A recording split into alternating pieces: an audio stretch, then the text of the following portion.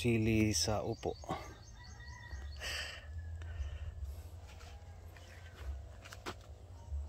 Sili sa upo. Harvest tayo ng upo.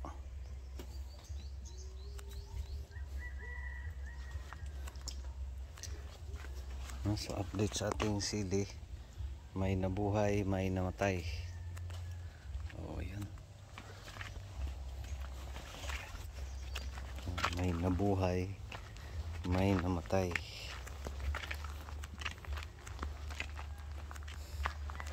So ito yung update sa sili. May nabuhay, may namatay. Kasi yung nag-day off. Maraming day off. So buhay na guys yung iba. Tapos grabe yung init. So harvest tayo ng upo. Mag-harvest sa upo. Okay lang sa ilalim.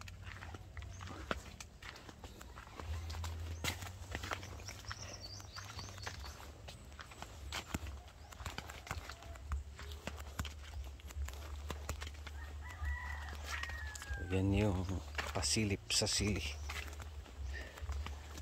Pag hindi nadiligan, ayan, daming patay. Ito yung ito yung disadvantage sa multiple cropping pag walang tao. Kasi dami mong aalagaan. Let's see kung makayanan.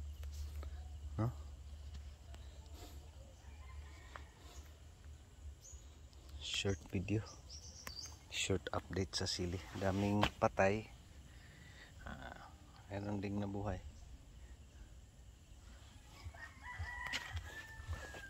Thank you Lord.